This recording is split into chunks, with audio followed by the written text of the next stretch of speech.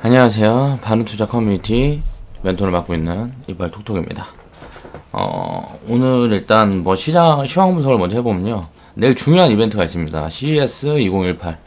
이게 뭐 이제 IT 뭐 최대 박람회인가 뭔가 그건데, 이제 여기에서 이제 수주 상황 같은 부분들도, 기업들 간에 많이 뭐 협력 교류가 있고요. 그리고, 4차 산업에 대한 이야기를 지금 몇 년 전부터 이제 계속 하고 있어요. 굉장히 좀, 뭐라 그래야 되지? 전 세계 산업 상황에 대해서 잘 알 수 있는 그런, 어떻게 보면 뭐라 그래야 되지?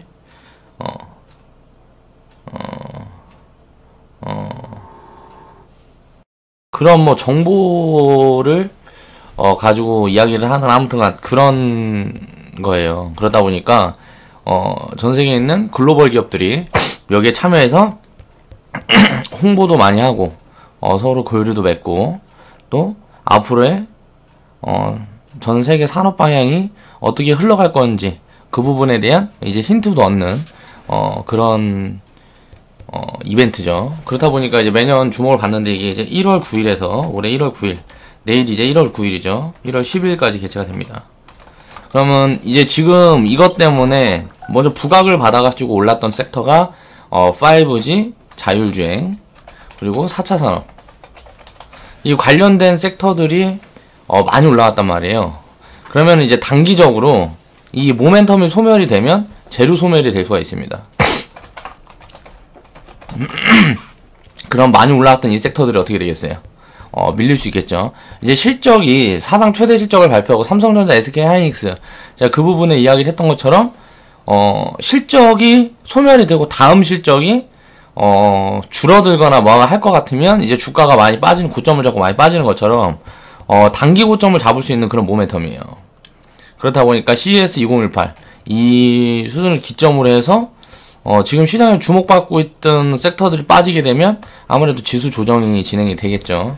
그렇게 보고 있고, 지금 바이오가 지금 과열이 심각해졌다.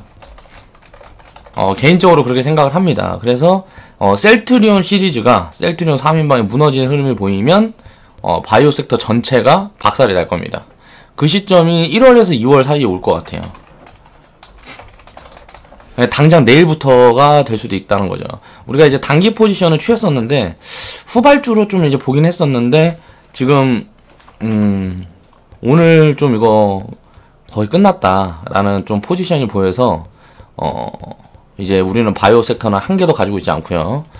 이거는 너무 과열이 심합니다. 그래서 지금 바이오가 코스닥 주도를 했기 때문에 바이오가 크게 밀린다 그러면 지수가 빠질 수 있겠죠. 그리고 아까 말했던 이제 4차 산업 그런 섹터들, 그리고 바이오 이런 쪽들, 이제 고평가되어 있는 종목들 빠지면 어떻게 되겠어요? 가치 구간까지 빠진다 그러면 굉장히 낙폭을 키우겠죠. 그런데 이제 가치주들이 굉장히 싸다. 그래서 순환매가 돌 수가 있다, 가치주 쪽으로. 그러면은 가치주들이 시장을 주도할 수가 있겠죠. 그러면 그 부분들이 뭐가 있을까? 포인트를 이제 체크를 해봐야 되고, 그저께인가 제가 이제 현금 20%, 30% 사인을 드렸습니다. 이런 예측을 통해서 이제 사인을 드린 건데, 그리고 이제 수급 상황들도 지금 기관이 매도를 굉장히 키우고 있기 때문에 지수가 무너지는 흐름이 나올 수가 있어요. 지금 이제 기술적인 흐름으로 보면, 차트를 보면 지수는 상방을 가리키고 있습니다. 근데 수급이라든가 이런저런 이벤트들이 보면 하방을 가리키고 있어요. 이럴 때는 이제 왜곡을 만들어서 차트쟁이들 죽여버리는 그런 흐름들을 만든단 말이에요, 메이저들이. 항상 그래서 지금 같은 경우에 차트는 후행성이기 때문에 항상 이런 기본적인 분석이 먼저 돼 있어야 흐름을 예측을 할 수가 있는 거지, 차트만 보고 이제 뭐 방향성을 이제 예측을 하게 되면 단기 포션, 그러니까 뭐 하루 이틀짜리는 맞추는 확률을 좀 높일 수 있겠지만, 일주일, 2주일, 한 달 이런 단기 포지션을 보면 굉장히 부정확하다. 확률이 오히려 50% 미만이 될 수가 있다. 왜? 세력들은, 지금 우리나라 시장의 세력은 외국인하고 기관이죠. 자, 세력들이 이런 부분들을 악용을 하기 때문에 그래요. 그러니까 그런 부분들 항상 생각을 해야 되고, 내가 생각하고 있는 이 예측이 맞으면 지금 만들어 놓은 20%, 40% 현금은 굉장히 효율적으로 사용을 할 수가 있겠죠. 그런데 예측이 틀리면 어떻게 될까요? 현금을 만들어놨던 부분들이 조금 손해를 보겠죠. 그러니까 수익을 더 만들 수 있었는데 현금을 만들어서 수익이 좀 줄어드는 거죠. 근데 수익이 줄어드는 거는 우리가 감원당을 할 수가 있는데 손실이 확대가 되는데 우리가 현금이 없으면 채울 수가 없기 때문에 대비가 안 되는 거지. 그러니까 이제 현금을 이렇게 유동적으로 대응하는 부분은 항상 필요하고 뭐라 그래, 제가 이제 주식 100%, 주식 90%, 80%, 100% 사인을 낼 때가 있습니다. 이럴 때 대응을 하게 되면 이제 투매 구간에 항상 이제 뭐 이렇게 사인이 나갈 때만 대응을 하려 그러면 평상시에는 현금을 유동적으로 이제 늘렸다 줄였다 하는 게 아니고 현금 30% 그냥 가지고 가는 거예요. 그리고 이런 사인 나갈 때만 잠깐 집어넣었다가 조금 반등 나오면 또 30% 만들고 이런 식으로 대응을 해도 됩니다. 그러니까 회원분들은 자기의 이제 주식 현금 포지션에 대해서 그 비중에 대해서 관리를 어떻게 할지 자기 성향에 입혀서 고민을 해보면 되고요. 장기 저축하는 분들은 사실 이제 적립계좌만 운영하시는 분들, 적립계좌만 운영하시는 분들은 이 비중이 필요가 없어요. 이게 필요가 없어요. 매달 적립으로 들어가는 거기 때문에 그냥 하나하나 이렇게 차곡차곡 일정금만 맞춰서 사 모으면 됩니다. 그러면은 쌀 때도 사지고 조금 뭐라 그래야 되지? 지수가 이제 올라가 있어서 조금 그런 부분에도 사주고 하는데 먼저 반응이 된 부분들 우리가 그 부분에 대한 거 준비를 해놨죠. 리딩 계좌 마이너스 구간인 종목들만 편입하게 되면 지수가 고점이 돼서 이제 그 지수의 상승을 이끌었던 그 주도 섹터들은 다 피하게 돼요. 그러니까 주도 섹터를 피해야 이 저축을 하는데 더 도움이 됩니다. 그러니까 내가 바닥이나 이제 뭐 주도 섹터로 전환이 되기 전에 이제 가지고 있다 주도 섹터로 전환을 하게 되면 그걸 이제 끌고 가서 수익을 확대할 수가 있는데 주도 섹터가 나와 있으면 거기에 따라잡기 하는 거는 효율적이지 못하다는 거예요. 수익을 확대하기가 어렵습니다. 그러니까 그런 부분들을 생각을 하면서 항상 시장에서 관심을 갖고 시장 주도를 하고 있는 그런 섹터들은 버려야 돼요. 그럴 수 있는 이제 뭐 마인드를 갖추고 있어야 이제 안전하게 투자를 할 수가 있다는 거죠. 굉장히 현혹이 된다는 거죠. 지금 막 5G 종목들 막 날라가고 오늘 뭐 자율주행 섹터도 막 10%씩 날라가고 내일 뭐 CES 2018 뭐 그거 한다고 그리고 무슨 뭐 바이오 섹터 셀트리온 막 12% 13% 오늘 날라갔잖아요. 그런데 현혹이 되면 박살난다.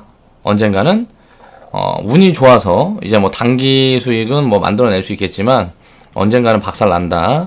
그런 부분을 이제 체크를 하시면 됩니다. 자, 이제 댓글 한번 보고 오늘 주제를 오늘 영상을 한번 진행을 해보겠습니다. 말이에요. 자, 어저께 올려드렸던 영상이죠. 2018년도 IT 흐름 이제 뭐 소외되어 있는 종목들을 보자. 뭐 그런 이야기를 했었죠. 잠시만요.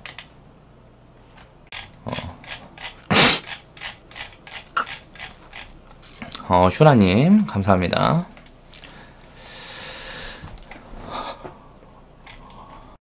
자, 장홍덕님 감사드리고요. 자, 감사합니다. 많이 배워갑니다. 5G 종목도 100% 나오면 수익 챙기고 50% 이게 종목마다 다르죠. 종목마다 다르겠죠. 5G 종목도 중에서도 고평가 종목, 저평가 종목이 나뉘어 있습니다. 그러니까 지금 뭐 PBR이 굉장히 높고 뭐 이런 종목들은 뭐 이거 장기 보유하면 안 되겠죠. 수익을 좀 챙겨 놓고 나머지 갖고 이제 끌고 가든지 뭐 그렇게 해야 되고 뭐 절반 매도가 아니고 만약에 지금 PBR이 굉장히 높고 하면 한 70%씩 챙겨야 돼요. 그러니까 지금 고평가권에 들어가 있다 그러면 이거 뭐 절반 매도 이렇게 하는 게 아니고 한 70%씩 챙기는 게 더 유리합니다. 그리고 이제 뭐 바닥에 있는 종목들이나 지금 저평가 종목들 그런 종목들은 뭐 그냥 끌고 가는 게 낫겠죠. 근데 100% 수익이 났으면은 거의 뭐 대장 섹터 그쪽에서 움직인 종목들이 지금은 이제 수익률이 크게 나왔을 거예요. 단기적으로. 그렇기 때문에 바닥에 있는 종목들은 뭐 바닥에서 100%씩 올라간 종목들이 없으니까 솔리드 하나밖에 없잖아. 근데 그 종목은 또 부채가 많죠. 그러니까 100% 지금 수익이 났다. 5G 종목에서 100% 수익이 났다면 제가 봤을 때 한 70% 챙겨놓고 나머지로 대응하는 게 좋다고 생각을 합니다. 자, 잘 보셨어요. 감사합니다. 감사합니다. 영상 잘 보았습니다. 늦은 시간에 올리셨군요. 이렇게 응원해주시는 분들은 다 우리 회원분들이죠. 감사합니다.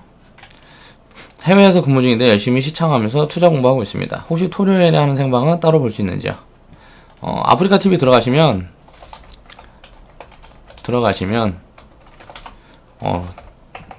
생방 녹화분이 있을 거예요. 보시면 됩니다. 아프리카 TV는 그 정보란에 보시면 바로 가기 있습니다. 자, 항상 감사드립니다. 많이 배워갑니다. 치우님, 감사합니다. 네, 다 이런 얘기였죠. 오늘 이제 IT 장비들이 좀 많이 빠졌어요. 삼성전자, SK 하이닉스 빠지면서. 근데 이제 이게 연동이 되다가 지금 싼 자리에 있는 종목들은 이제 빠지지 않는 자리가 나옵니다. 그런 자리까지 차곡차곡 천천히 좀 일부 비중을 담아봐야 되겠죠. IT 소외주들은. 자, 오늘 할 이야기는 이제 바이오예요. 바이오. 바이오 지금 꼭지가 근접했다고 개인적으로 판단하고 있습니다. 그래서 이제 바이오 섹터에서 다음 뭐가 바뀔 건가, 주도주가 뭘로 바뀔 건가, 이제 뭐 5G, 수소차, 이쪽으로 저는 바뀔 것 같아요. 테마는 이제 5G 수소차로 바뀔 것 같고, 이제 코스피에서 통신 장비, 통신 자동차, 이게 IT에서 통신 자동차로 가고, 이쪽으로 가고, 이제 이거는 이제 코스피 얘기하는 거죠. 주도주는 이제 이렇게 되면 이쪽 섹터들이 다 주도할 수 있겠죠. 이게 주도주가 만약 이렇게 바뀐다 그러면. 그리고 코스닥은 이제 뭐 바이오, 그리고 2차전지, 뭐가 있었지? 가상화폐. 이게 이제 테마가 돌았던 이제 주도 섹터였는데, 여기에서 이제 제가 생각할 때는 5G, 그리고 수소차, 뭐 이쪽으로 바뀔 것 같아요. 수소차, 뭐 보안. 이제 테마는 뭐 이쪽으로 바뀔 것 같고요. 이런 흐름들이 이제 만들어질 것 같습니다. 그래서 이런 쪽에 이제 관심을 가져봐야 될 것 같고, 이제 통신 섹터, 자동차 섹터가 이제 주도주로 부상하는 그 순간이 오면, 이제 그러니까 자동차는 이제 바닥을 잡는 거고, 통신 섹터가 이제 주도주로 부상하는 순간이 오면 5G 이쪽 섹터는 더 크게 상승을 할 수가 있겠죠. 근데 이제 단기적으로는 조정 흐름이 만들어지고, 그리고 나서 이제 추세를 만들면 진짜 크게 갈 거라는 거죠. 그런 흐름을 이제 체크를 해보면 좋은 흐름을 만들 수 있을 것 같습니다. 그러니까 바이오 섹터가 이제 더 이상 지수를 주도하면서 이렇게 가기보다는 아무래도 이제 뭐 밀리거나 하는 흐름이 만들어질 것 같고요. 잘한 폭락을 할 수 있을 거다라고 지금 보여집니다. 근데 바이오 섹터가 폭락을 하면 다른 이제 시장에 있는 다른 종목들은 그렇게 많이 빠지지 않을 수 있어요. 그래서 6월달, 9월달에는 6월달, 9월달에는 이제 가는 것들만 가고, 나머지가 가는 종목들만 가고, 이게 뭐 있었어요? IT 있었죠. 그리고 2차전지 있었죠. 얘네들만 가고 나머지는 싹 소외되면서 개미들 손절 잡혔다. 그래서 이제 바닥에서 이제 탈피를 하는 종목들이 쓸 나왔죠. 이제 화장품, 뭐 엔터, 뭐 이런 종목들이 바닥에서 이제 돌아서는 흐름들이 다 나왔고, 이제 이 투매가 6월, 9월달 투매는 이제 IT, 2차전지 이쪽에서 나온 게 아니고 이쪽에서 나왔는데, 나머지 섹터가 다 나왔단 말이에요. 근데 이제 6월, 9월달처럼 반복이 되는데 이쪽에서 이제 투매가 나올 수가 있어요. 그럼 나머지는 이제 다 추세를 만들고, 이제 상승을 바닥에서 크게 한 종목들이 지금 꺾이는 흐름이 만들어질 수가 있다. 그러니까 이때랑 반대로 흐름이 잡힐 수가 있다는 거죠. 그래서 지금 그런 흐름을 이제 좀 체크를 해봐야 될 것 같습니다. 그래서 이제 바이오는 지금 이제 꼭지가 근접했다고 저는 판단을 하고 있고, 시장을 주도하는 섹터는 이제 대세 상승장에서 항상 순환을 돌립니다. 순환을 돌리면서 지수가 크게 밀린다기보다 주도 섹터가 많이 빠지고 나머지 이제 새로운 주도주들이 만들어지면서 이제 뭐 시총 상위주들이 많이 속한 주도 섹터들이 많이 빠진다 그러면 지수가 무너지는 게 아니고 거의 뭐 횡보에 가까운 모습을 보이게 돼요. 뭐 박스권이라든가 뭐 이런 횡보에 가까운 모습을 만들어가게 된 다음에 그 부분을 이제 돌파하면서 이제 뭐 전체적으로 지수가 상승하는 그런 흐름들을 항상 반복을 한다는 거죠. 그래서 지금 보면 내가 바이오 꼭지를 지금 예상하고 있는 이유가 뭐냐면, 바이오 섹터의 대장주들은 이제 주도주들을 다 살펴보면 그림이 나온다는 거죠. 신라젠 같은 경우가 만원에서 15만원까지 단기간에 9개월 만에 1500%가 올라왔습니다. 굉장히 이제 세게 올라왔고, 이거는 좀 정상적인 상승이라고 보기가 힘들죠. 가치를 동반한 상승이 아니었기 때문에.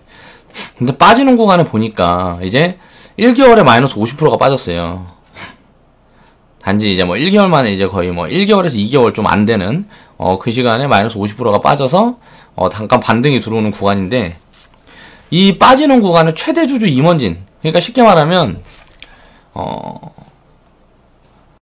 그리고 보호 예수가 해제가 되죠. 이 밑에서 이제 뭐 지분 참여를 했던 사람들이 지금 수익이 무슨 뭐 1000%씩 나 있는데 이거를 뭐 내다 팔겠죠 무조건. 그럼 그 물량이 어마어마할 거란 말이에요. 그러니까 초기 지분 투자했던 사람들이 메이저들 세력들이 수익이 크게 나 있는 구간이다. 거기다 또 이제 신라젠 같은 경우는 이건 뭐 가치 측면으로 올라간 게 아니죠. 그렇기 때문에 제가 봤을 때 이건 만원까지도 빠질 수 있다고 보입니다. 그러니까 굉장히 조심해야 돼요. 이런 종목은 중간에서 한번 반등이 나올 수도 있고, 반등이 나오는 척하다 나오지도 않고 그냥 밀려버릴 수가 있어요. 그렇게 해서 이제 뭐 진짜 큰 폭의 하락이 나올 수가 있기 때문에 마이너스 70% 90%씩 빠질 수가 있다는 거예요. 그래서 지금 쳐다보면 안 됩니다. 뭐 단기 매매를 하시는 분들도 이렇게 슈팅이 나오는 구간에 진입을 해야지, 이렇게 밀려있는 거, 이제 밀리기 시작하는 구간에는 단기 매매도 하면 안 되는 거예요. 그러니까 그런 부분들을 이제 체크를 해서, 신라젠 같은 경우는, 굉장히 좀 리스크가, 심각한 그 구간에 와 있다, 이제. 그렇게 봐야 되고, 왜냐면 이게 팩사백이라는 신약이 지금 간암 치료제로 이제 지금 개발이 되고 있는데, 이게, 다른 암에도 이제 적용이 될 수 있다. 뭐 이런저런 모멘텀으로 올라온 건데, 이게 지금 임상 중이란 말이에요. 지금 실적을 만들어내고 지금 판매가 되고 뭐하고 하고 있는 구간들이 아니에요. 그래서 변수가 굉장히 많다는 거죠. 그리고 지금 지분 가치가 뭐 신라젠 같은 경우가 지분 가치가 얼마야?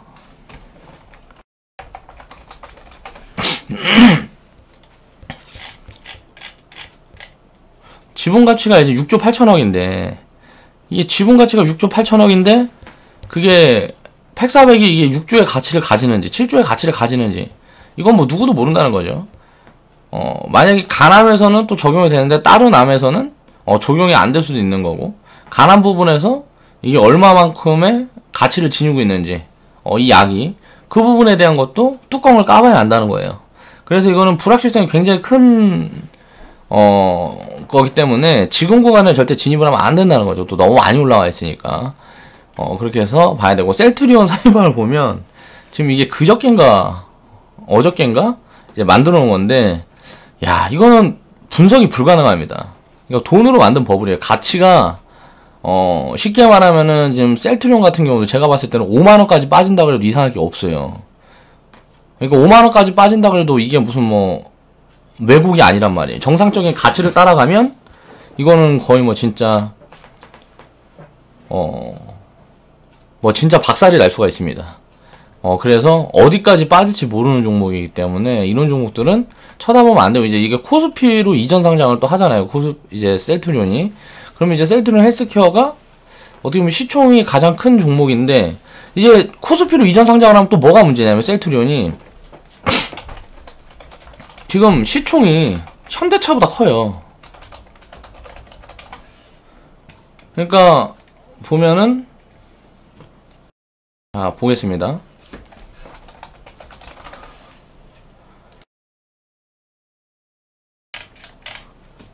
자, 셀트리온이 지금 시총이 33조입니다. 셀트리온이 시총이 33조인데 얼마를 버는지 보면, 이게 2년 후에 19년도에 보는 걸 한번 보자고요. 19년도에 버는 걸 봐도 이게 예상 가이던스 나온 게 7천억이에요. 시총이 33조인데 7천억을 번단 말이에요. 이게 뭐 이 성장률이 50% 이상씩 성장한다 그래도 너무 비싸다는 거죠, 이건. 기업이. 그러다가 이게 만약 성장이 꺾여버리면 어떻게 될까요? 이건 죽어버리는 거예요, 죽어버리는 거. 물론 성장이 계속 늘어나도 비싸고, 이게 꺾여버리면 이거는 90% 막 90%, 95% 빠질 수 있다는 소리예요. 이런 종목들은. 그러니까 굉장히 고리스크고 이거는 어디가 꼭질지도 모르고 오르는 이유가 없다라고 볼 수가 있는 거죠. 자, 현대차 보겠습니다. 현대차가 지금 시총이 얼마냐면 현대차가 지금 시총이 3조 2천억이에요. 3조 2천억, 3조 3천억 거의 비슷한데 셀트리온이 지금 시총이 거의 한 5천억 넘어가죠. 현대차보다. 현대차를 볼까요? 현대차는 망했다 하는데 2019년도에 6조 3천억을 벌어요. 셀트리온은 이렇게 성장을 해갖고 얼마 번다 그랬어요? 7천억 번다 그랬잖아요. 예상 가이던스. 그러면 90%가 차이가 나요. 이게 돈을 버는 게. 이게 말이 되냐고.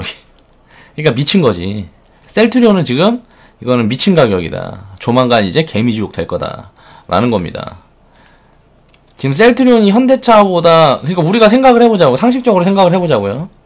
현대차가 6조를 벌어요. 우리가 투자를 하는데, 우리가 사업을 해. 개인적으로. 개인 사업. 지금 아무리 전망이 좋다 그래도 뭐가 전망이 좋아. 근데 뭘 30조에 팔아요. 그냥 30조로 대충 하고, 30조에 판다고. 근데, 이게 2년 후에 지금 이제 50%씩 성장을 하고 있는데 이게 10년, 20년 성장할지 안 할지 누구도 알지 못하는 거잖아요. 그렇게 성장을 한다 그러면 복리가 입혀지니까 지금 밸류가 이해가 되는데 지금 밸류가 그때 그렇게 간다 그래도 그건 나중 일이고 말이 안 된다는 거죠. 그러면은 한 7년, 8년, 10년, 15년 후에 밸류를 지금 받고 있다는 소리예요. 밸류에이션을. 그러니까 말이 안 된다는 거예요. 지금 당장으로 보면 셀트리온은 그냥 올해 실적 보자고요. 올해 실적. 올해 실적을 보면 셀트리온 올해 실적을 보면 작년 2017년도에 얼마 벌어요? 당기순이익 3,900억 벌었다며. 3,900억. 33조. 그리고 셀트리온. 자, 그리고 현대차 보겠습니다. 2017년도에 망했다고 연병 꼴값을 떨었어요. 이게 실적이 좀 빠지니까 망했다고 난리 쳤단 말이에요. 자, 보겠습니다. 당기순이익이 얼마예요? 자, 시총이 33조예요. 똑같이. 셀트리온이 오히려 더 비싸요. 근데 4조 4천억 벌었어요. 이걸 생각을 해보세요. 내가 만약에 개인 사업을 하고 있는데 어디서 그러니까 이게 그냥 치킨집이라고 생각을 해보자고. 33조짜리 치킨집이야. 33조짜리 치킨집인데 한 달에 4천억 버는 데가 있고 1년에 4천억 버는 데가 있고 1년에 4조 4천억을 버는 데가 있어요. 그러면은 이걸 사겠어요? 이걸 사겠어요? 일단 전망치는 이거는 이제 내년에 2018년도 올해 5조 얼마 벌고 이건 5천억 벌어요. 그럼 상승폭은 이게 더 크죠. 실적 상승폭은. 근데 이거 5조 5천억 벌면 어때요? 돈 버는 규모가 다르잖아요. 10배 이상 벌어버리잖아요. 근데 이게 똑같이 팔리고 있어. 이게 물건이 똑같이 나왔어. 그럼 어떤 걸 사요? 이걸 사는 게 맞잖아. 이건 말이 안 된다는 거죠. 제가 봤을 때는 코스피로 이전 상장해가지고, 이거 이제 모멘텀이 이제 빠지기 시작하면, 진짜 죽어버리지 않을까라는 생각을 합니다. 진짜 80%, 90% 빠질 수도 있다라고 보여진다는 거예요. 그러니까 굉장히 리스크하다는 거죠. 2017년도 당기순이익이 4천억, 2018년도에 5,600억, 2019년도에 7,400억이 이제 예상 가이던스예요. 여기에서 어닝 서프라이즈를 내봐야 1조도 못 번단 말이에요. 2019년도에. 2년 후에. 근데 지금 시총이 33조야. 이게 말이 안 된다는 거죠. 자, 셀트리온 헬스케어는 더 비싸고요. 거기다 또 이제 신용도 풀이에요. 이게 지금 셀트리온은 공매도가 다 실패했습니다. 공매도 이제 단기 공매도 세력이 있을 거 아니에요. 단기 공매도 세력. 이건 너무 말도 안 된다. 이거 너무 비싸다. 이거 공짜다고 공매도를 딱 때려놨는데 손절 라인이 딱 오는 거야. 그러면은 공매도 손절. 그럼 어떻게 될까요? 이거 매수해야 되잖아. 공매도 손절은 매수예요, 매수. 강제적으로 매수를 해야 돼. 그럼 어떻게 해요? 기존에 사는 사람들이랑 공매도 손절 물량이랑 합쳐지면 어떻게 돼요? 폭발하는 거죠, 시세가. 그런 식으로 만들어지는 시세예요. 그러니까 이거는 뭐라 그래야 돼? 버블 확대. 이 버블이 꺼지면 심각하게 박살이 날 거다 라고 이해를 하면 됩니다. 그래서 이게 천천히 빠지는 게 아니고 진짜 심각하게 빠질 수 있는 구간에 왔다 라고 생각을 하고 있고요. 1월, 2월달 안에 꼭지 잡고 무너질 거라고 보여집니다. 그렇게 해서 언제까지 무너질지는 모르겠고, 지금 바이오 섹터는 진짜 뭐 한 90%씩 빠질 수도 있다고 보여져요. 한 뭐 정상적으로 빠지면 한 50%, 60% 빠져야 되겠죠. 그러니까 그런 리스크가 있다라고 생각을 하면 될 것 같고요. 지금 한미약품 같은 경우도 주도 섹터 중에 하나죠. 근데 지금 PBR이 뭐 10배, 그리고 TC유진 같은 경우 보세요. 상장한 다음에 한 달에 무슨 뭐 변동폭이, 이거는 한 달에 변동폭이 거의 100% 가까워요. 이게 왔다 갔다 한단 말이에요. 이슈에 따라서. TC유진이 뭐 일본에 어디 뭐 매각 뭘 하기로 했는데, 그 부분에 대해서 뭐 협의가 안 됐다 어쩌고저쩌고 뉴스 나오면서 또 폭락을 맞았다가 지금 또 반등이 들어왔죠. 그러니까 이런 것들이 심각하다 라고 생각을 해야 될 것 같고, 차바이오텍 같은 경우도 PBR 3배 싼 구간이었습니다. 우리가 처음에 이제 진입을 하고 영상으로 제가 올려드리고 했었던 구간에는 싼 구간은 아니었고 그냥 좀 비싸긴 했는데 좀 바이오 섹터 다른 섹터들보다는 좀 매력적인 구간이었어요. 그래서 진입을 했는데 지금은 이제 뭐 거의 폭등을 해버려서 PBR이 이제 6배 가까이 왔죠. 이제 끝나간다는 거예요. 바이오 섹터는 지금 살만한 것들이 없어요. 그래서 바이오 섹터가 무너지면 다음 주도주가 뭐가 될지 그 부분은 우리는 이제 살펴야 되고요. 자, IT 주도 장세에서 바이오 주도 장세로 이제 바뀌었고요. 그 다음에 이제 주도 섹터는 뭐가 될까? 주도 섹터가 되면 항상 버블을 확대한다. 버블을 만든다. 주도 섹터가 아닌 것들은 가치에 따라서 연동해서 움직이는 거고, 주도 섹터로 부각이 되는 순간 이제 버블을 만든다. 자, 다음 주도 섹터는 이제 뭐 5G가 되지 않을까 저는 이제 보고 있습니다. 이제 그리고 수소차. 이제 테마 쪽으로 말하는 거예요. 테마, 대장 쪽. 그러니까 가장 많이 오를 종목들. 근데 지금부터 바로 많이 오를까요? 제가 얘기를 했죠. 아까 자, CES 2018 그리고 이번 조정이 마무리되는 흐름에 얘네들 담아야 될 거다라고 저는 보고 있는 거예요, 개인적으로. 그래서 우리는 포지션을 그렇게 취할 거고요. 보유 종목들 중에 다른 종목들을 빼더라도 이쪽에 있는 종목들을 좀 많이 채울 겁니다. 그렇게 해서 저는 그렇게 체크를 하고 있고, 함께 무너졌다가 이제 지수 조정 구간에 이제 함께 무너지겠죠. 그랬다가 이제 상승 추세를 만들면서 지수를 끌어올리면 이제 5G 수소차 섹터는 이제 단기 조정을 받은 다음에 대장 자리를 이어받고, 이제 4차 산업 관련 뭐 여러 가지가 있겠죠. 그리고 이제 통신 자동차 섹터가 코스피에서는 아마 시장을 또 주도할 수 있지 않을까라고 또 이제 개인적으로 보고 있습니다. 그렇게 주도할 거라고 보고 있고, 코스닥에서는 4차 산업 개별주 그리고 중소형 가치주 들이 움직이면서 가치주 장세가 시작될 거라고 보고 있다. 자, 가치주 장세에서 가장 봐야 될 게 지금 철강, 보험, 그리고 음식료. 이제 뭐 하반기에 의류 업종 같은 경우는 거의 뭐 하반기에 놓여져 있어요. 실적 퍼포먼스가 이제 거의 하반기에 나오기 때문에 상반기가 되면 거의 끝납니다. 그래서 좀 짧고, 음식료 같은 경우는 이제 뭐 물가가 올라가는 흐름들이 보이면 계속 괜찮을 수 있죠. 그래서 이쪽들이 좀 괜찮은, 음식료는 절대 수익률이 좀 낮아요. 얘네들이 굉장히 저평가고 또 모멘텀도 강하기 때문에 이쪽으로 아무래도 보는 게 더 유리할 거라고 저는 보고 있습니다. 가치주는.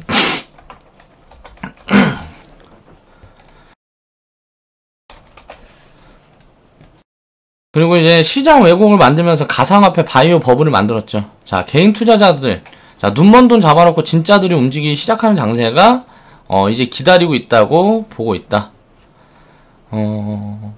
개인 투자자들이 지금 눈먼 돈이 지금 바이오 뭐 이런 데로 지금 계속 돌았단 말이에요.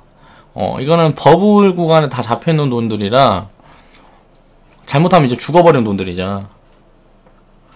그렇게 해서 바이오고 가상화폐에다가 이제 개인들 자금 묶어놓고 빠지기 시작하면 어떻게 되겠어요? 이제 버티기 들어가는 거죠. 그리고 이제 다른 것들 이제 막 움직여 또 버블 만들면 망했다 그러고 그쪽으로 또 옮겨갖고 또 죽어버리고, 이걸 계속 반복한단 말이에요. 그래서 이제 버블 장세가 만들어지는 겁니다. 버블 장세가 만들어지는 이유는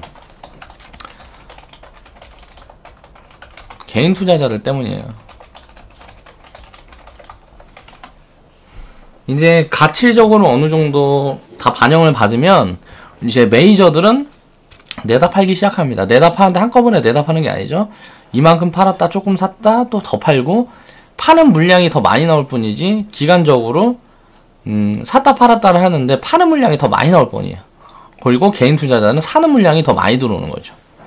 그러다 보니까 항상 버블이 만들어지는 구간에는 개인 투자자들이 결국은 꼭대기에서 다 물려서 맨날 망가지는 거죠.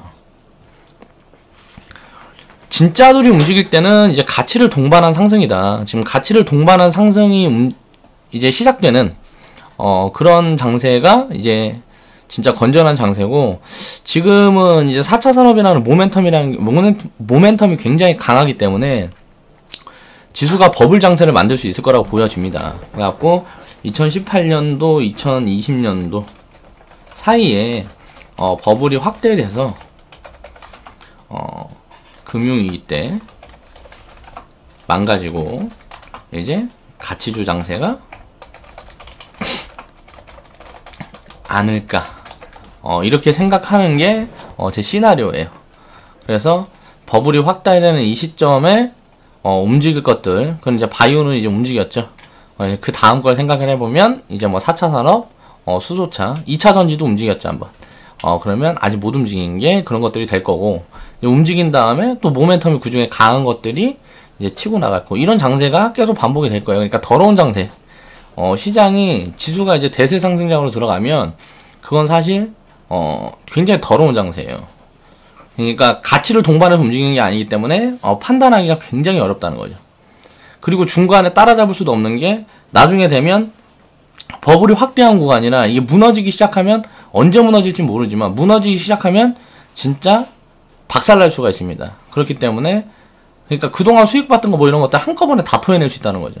그렇기 때문에 그런 부분에 대해서 조심해야 된다는 거고요. 바이오 섹터가 이제 코스닥 시총 상위에 대부분 놓여 있다는 자체가 이제 지수 측면으로 보면 굉장한 왜곡입니다. 이거는 이제 코스닥 지수 자체가 이제 버블이 돼 있다고 보면 돼요. 왜냐면은 시총 상위에 놓여 있는 바이오가 대부분 다 이제 거품이 껴있기 때문에. 근데 이제 가치주들이 코스닥 시총 상위에 놓여 있게 되면 코스닥이 이제 건전한 시장이 좀 되겠죠. 코스피처럼. 그런 부분들이 이제 나라에서 힘써야 될 부분들이고, 건전하지 못한 시장 흐름이라고 생각하는 게 제 개인적인 생각이에요. 지금 코스닥은 이제 이런 버블은 언젠가 꺼집니다. 분명히 꺼지고요. 버블에 광분했던 투기꾼들은 결국 버블 종목들이 제 가치를 찾아 무너질 때, 버블 종목들은 말 그대로 거품만 이빨이 껴있는 거니까 이게 결국은 제 가치를 찾아서 가야 될 거 아니에요. 그럼 가치를 찾아 움직일 때 이제 가치주들은 20-30% 빠질 때 버블이 많이 낀 종목들은 막 70%, 90%씩 빠지는 거죠. 그럴 때 이제 대부분 몰락해서 시장에서 사라진다. 그러니까 투기꾼들이 항상 이게 이제 반복이다. 버블 구간에 들어가서 버블이 무너질 때 망해갖고 시장에서 돈이 없으니까 쫓겨나는 거죠. 주식시장은 이렇게 하면서 계속 신규 유입자들은 계속 버블 구간인 것들만 쳐다보다가 박살나서 맨날 시장에서 사라지는 거예요. 이건 이제 평생 반복될 거고요. 제 평생 반복될 거고, 1000년 뒤에도 자본주의가 세상을 지배하는 한 바뀌지 않는다. 자본주의, 이게 왜 바뀌지 않냐면 인간의 욕심, 탐욕, 이런 부분들은 인간의 본능이에요. 본성이기 때문에 이거를 억누르는 사람들이 나중에 이제 자산가가 되는 거고, 자산가가 되었다가도 이제 망가지는 사람들은 이게 탐욕이 많은 사람들이에요. 그러니까 그런 사람들은 무너져요. 아무리 사업을 크게 갖고 지금 가진 돈들이 많다 그래도 이 욕심이 끝이 없는 사람들은 무너집니다. 근데 이제 지킬 줄 아는 사람들, 그런 사람들이 이제 진짜 자산가죠.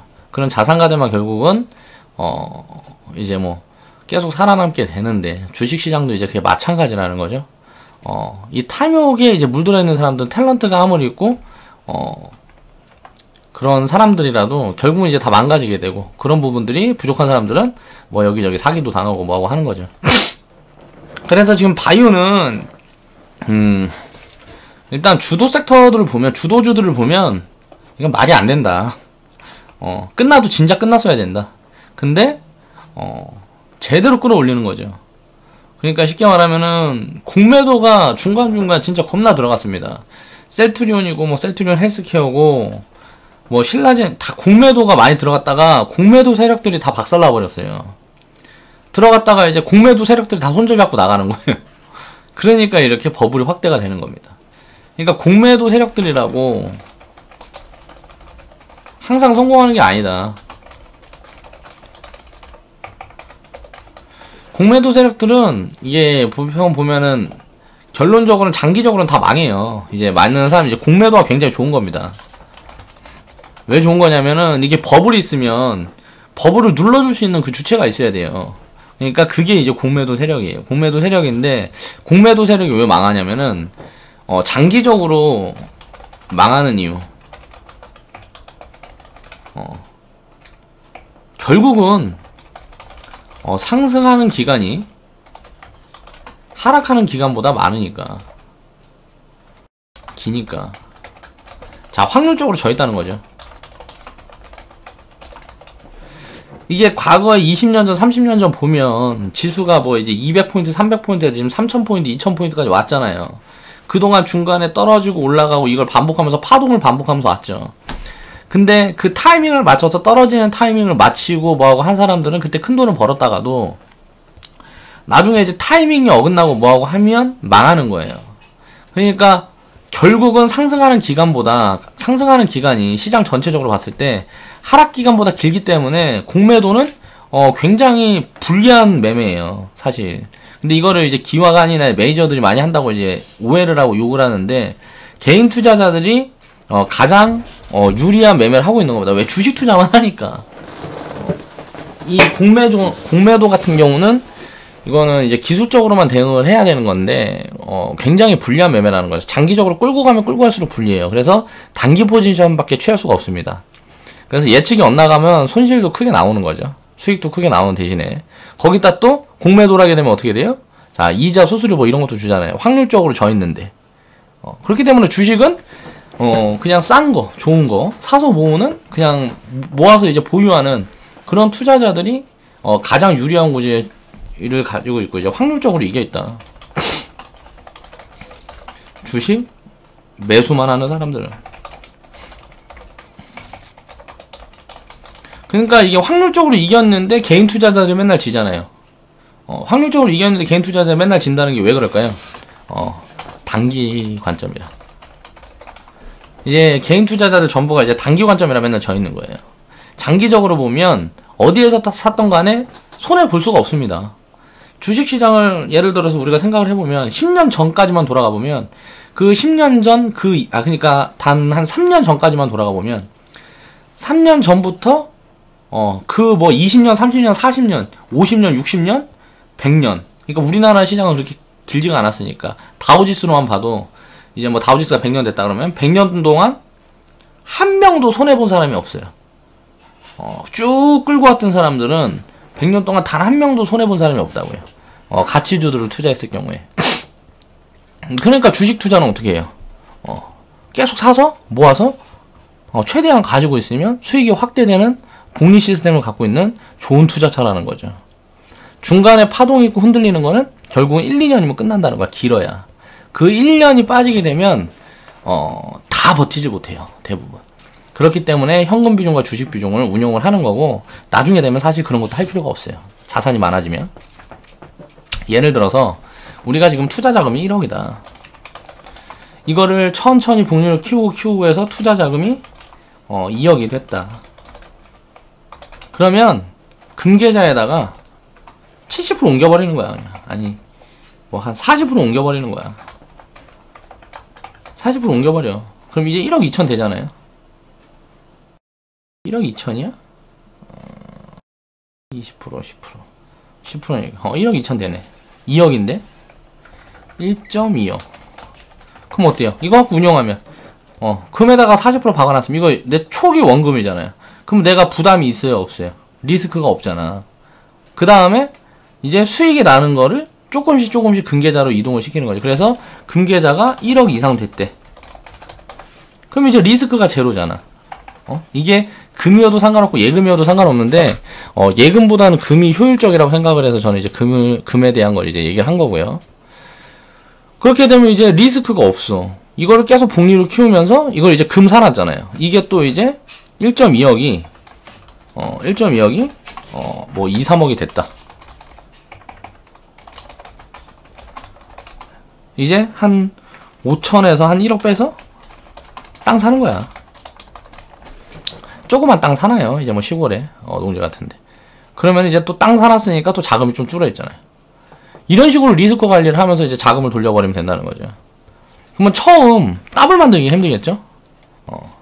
처음 더블.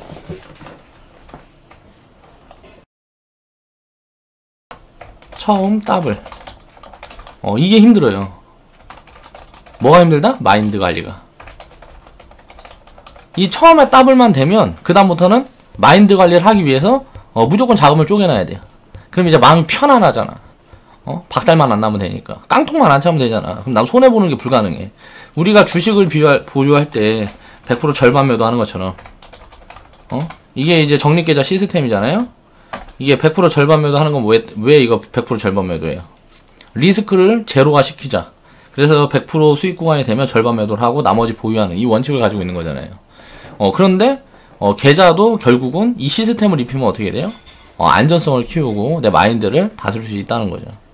그러니까 이런 부분들이 되기 전까지 2년이 힘들다. 제가 계좌 더블이 만드는 기간이 2년 걸린다 그랬잖아요. 이제 이게 월 3% 누적 수익률. 이게 만들어지면 딱 2년이면 더블 된다. 그리고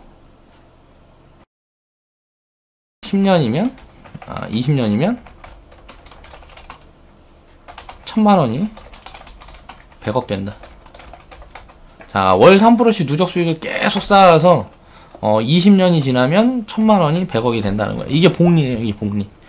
그러면 2년마다 계좌가 더블씩만 늘어날 수 있게끔 시스템을 운영을 해서 이렇게 되면 우리는 20년이면 전부 100억 부자가 될 수 있다는 거예요. 이게 이론적으로 이렇게 나와 있으면 우리는 뭘 맞춰가면 돼요? 월 3% 누적 수익률을 맞춰갈 수 있는지 없는지. 이 부분에 대한 장기 데이터를 모아가면 되겠죠. 그래서 이런 부분들이 만들어지면 어떻게 돼요? 엄청난 이제 그 뭐라 그러지? 빅데이터를 보유하게 되는 거예요. 이런 부분과 이제 시스템과 우리가 운영하는 이런 방식들을 나중에 이제 자료화해서 그걸 홍보물로 사용해서 투자 자산들을 이제 모아서 그 사람들이 이제 각자 개별적으로 운영을 해서 우리가 알고 있는 인맥들이 전부 다 자산가가 되면 많은 사람들이 계속 자산가 반열 이렇게 한 명 한 명 올라가요. 이제 100억씩 가지고 있는 사람들이 뭐 이제 10명 생겼다가 처음에 이제 나중에 100명 됐다가 이제 이게 1000명 되고 10,000명 되면 어떻게 될까요? 엄청난 파워가 생기겠죠. 우리 단체는 엄청난 파워가 생기는 거예요. 그러면 그 단체에서 할 수 있는 일이 어마어마하게 많겠죠. 뭐 현대차, 삼성전자 이런 거 사버리면 돼요. 나중에 100억 갖고 있는 사람들 10,000명이면 얼마야 이게? 100억 갖고 있는 사람 10,000명이 되면 얼마야 이게? 1000억, 조, 10조, 100조, 1000조, 1000조잖아 1000조. 이 10,000명만 만들면 1000조잖아. 그럼 삼성전자 해봐야 300조밖에 아닌데 그럼 사버리면 되잖아. 우리가 경영권 인수하려고 그러면 어때요? 한 150조만 있으면 되잖아요. 이제 그런 거 하는 거지. 이제 사람들이 많아지면 파워가 굉장히 커진다는 거죠. 파이가 늘어나면 수익이 더 난다. 결과론적으로 우리가 할 수 있는 그 사업 규모를 키우는 거는 처음에 우리가 자산이 없기 때문에 투자를 해서 자산을 만들고 그 자산을 안정적으로 복리로 계속 키우게 되면 왜? 수익률을 이제 줄이는 거야. 처음에는 자산이 작았어. 그러니까 월 3% 수익을 봐. 근데 자산이 10억이 넘어갔어. 월 1%, 2% 수익만 보자고. 그리고 자산이 100억이 넘어갔어. 연 5% 수익만 보는 거야. 연 7% 수익만 보는 거야. 이걸 목표로 가는 거야. 이렇게 계속 줄여가는 거예요. 그러면 어떻게 돼? 안전성이 더 커지겠죠, 점점점. 이런 거를 정립을 해서 우리는 지금 빅데이터로 만드는 작업을 하고 있는 겁니다. 제가 지금 유튜브를 하고 있고 우리가 운영하고 있는 계좌 이런 부분들. 그래서 사실 급할 필요가 없어요. 지금 이제 회원분들 계좌 수익률 보니까 이제 5% 10% 정도 다 이 정도 올라온 것 같아요. 지금 10개월 됐죠? 1월달 지나가면 이제 11개월이에요. 야, 11개월 동안 5% 10% 이거 뭐냐? 월 3% 안 되잖아. 그쵸? 아직 복리가 입혀지기 전이라 그래요. 이제 시작한 거기 때문에. 근데 이제 이 초기 회원분들이 이제 계속 이제 늘어나고 뭐하고 하면서 이제 자산이 더블이 되는 구간, 자산 더블. 이 구간부터가 이제 진짜라는 거예요. 이 구간이 사실 2년에 만들어지는데 이거는 이제 평균 쳤을 때고 20년 잡았을 때 이게 뭐 6개월 만에 더블 될 때도 있고 뭐 2년 뭐 1년 더블 될 때도 있고 이게 예를 들어 중간에 지수 뭐 폭락장이 있어요. 그래갖고 뭐 금융위기가 있었어. 그러면은 3, 4년에 더블 되는 경우도 있을 거 아니에요. 이런 경우들이 있겠죠. 이런 경우들이 다 합쳐져서 평균으로 2년 더블을 우리는 잡아보자 이거예요. 근데 지금은 이제 2018년도에는 1년 더블이 가능한 구간이지 않을까 저는 이제 개인적으로 판단을 하고 있습니다. 시장이 그렇게 진행이 되면 예상대로만 진행이 되면 이제 리스크가 없는 투자를 시작할 수 있겠죠. 우리 초기 회원분들은 그러기 위해서 노력을 하는 거고요. 오늘 이제 바이오에 대한 이야기 하면서 나중에 이제 그 투자 관점에 대한 좀 이야기를 좀 보태다 보니까 또 잡소리가 너무 길어졌던 것 같아. 주제에 벗어나는. 오늘 영상은 이제 이만 마무리 하겠습니다. 내일 영상은 제가 이제 6월달에 17년도 6월달에 추천드렸던 종목들 이거를 이제 매달 이제 그거를 피드백을 하고 있었는데요. 12월달은 제가 피드백이 안 들어갔기 때문에 내일은 그 종목들을 살펴보는 시간을 가져보고요. 그리고 시장에 대한 그 변화가 어떻게 진행될 것 같은지 그 부분에 대해서 제가 분석을 하고 예측했던 부분들을 요번 주에는 조금 다뤄가는 그렇게 시간을 갖겠습니다. 긴 영상 시청해주셔서 감사합니다. 오늘 영상은 이만 마무리하겠습니다.